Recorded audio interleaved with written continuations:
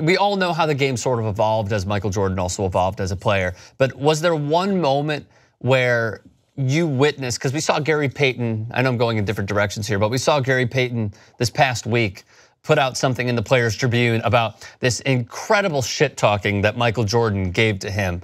And granted, it seems like Gary Payton could never be humbled on the court. He was humbled right then and there because Payton was talking smack to them in preseason, and then later on during the regular season, he said, yeah, welcome to the NBA, Rook, and he put up a ton of points on Gary Payton and company. Was there one moment where you saw Michael Jordan just completely take somebody out of their game because of the endless, like miles amount of smack talking that he gave to that player?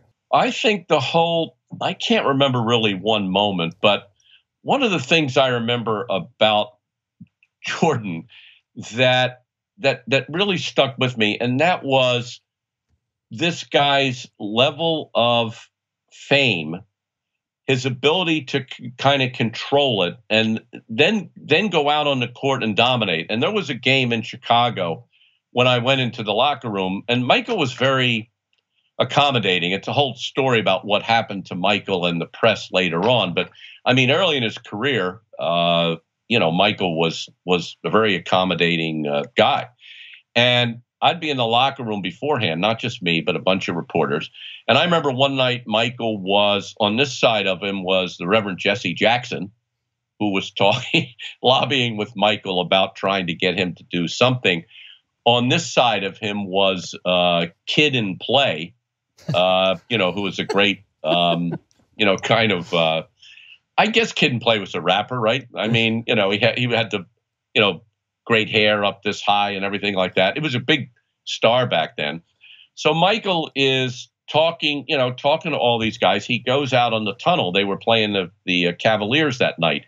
This was after the Craig Elo game, when he had tortured them, and he was still going through all this stuff he couldn't get by the Pistons. And he walks out of the tunnel, and Jesse Jackson's on one side, and Kid and Play is on another side. And the other team, who happened to be the Cavaliers, came out at the same time. And I just remember them kind of all looking at Jordan like, that it's sort of like we're escorting the king to the court. And then he goes out on the court, kind of forgets about them for the next 48 minutes and lays 49 points. I still remember that. No, I think that was the number. 12 rebounds, 9 assists on the Cavaliers. And that game, which wasn't anything particular, just kind of stuck with me because that was Michael Jordan's life, that he was in just this total control of everything. And but it only happened after he got by the Pistons.